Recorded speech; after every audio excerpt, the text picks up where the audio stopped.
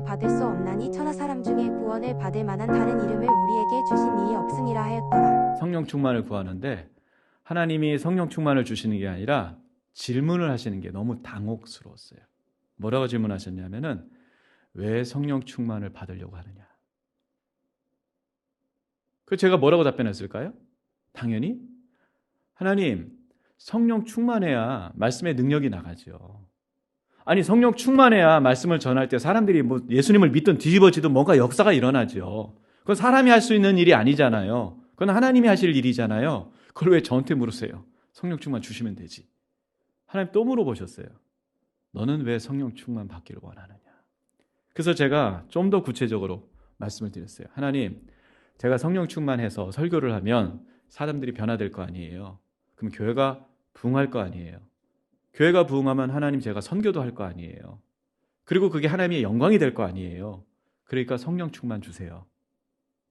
주시지 않는 거예요. 그래서 계속 그 질문에 제가 답을 해야 될 것 같은 또 하나님 앞에 답을 하는 거죠. 하나님, 성령 충만하면 보니까 사도들은 신의 은사가 나타났는데 저도 성령 충만하면 신의 은사가 나타날 거 아니에요. 그럼 병든 사람 고치면 그 사람도 예수 믿을 거고 병든 사람 때문에 또 다른 사람들, 그걸 본 사람들도 예수 믿을 거고 그러면 하나님이 좋으신 거잖아요.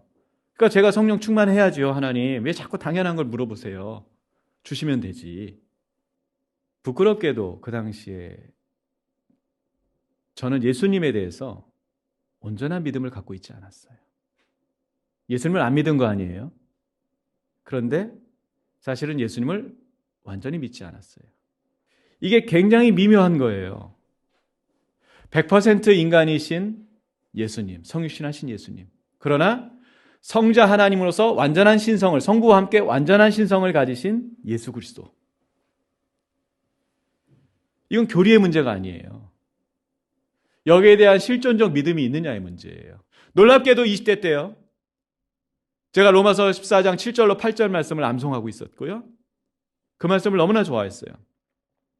우리 중에 자기를 위하여 사는 자가 없고 누구든지 자기를 위하여 죽는 자도 없도다.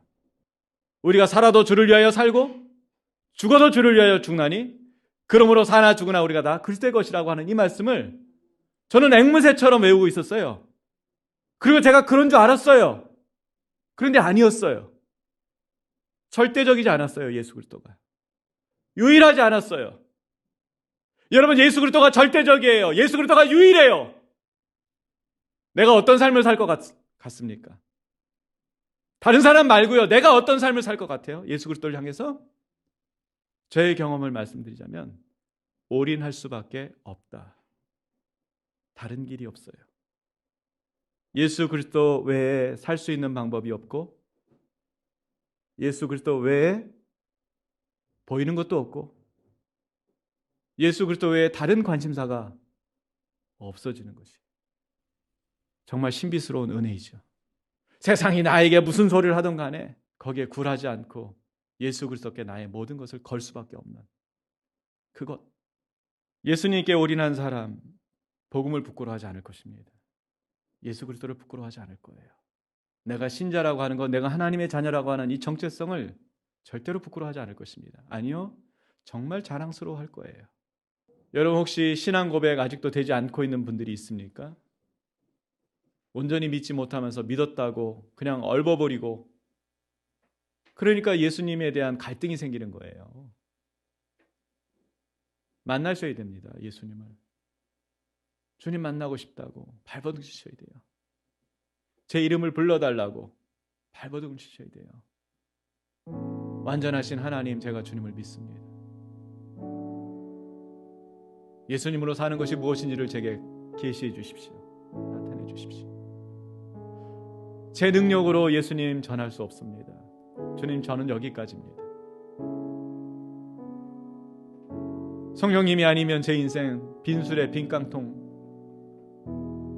그거밖에 되지 않습니다.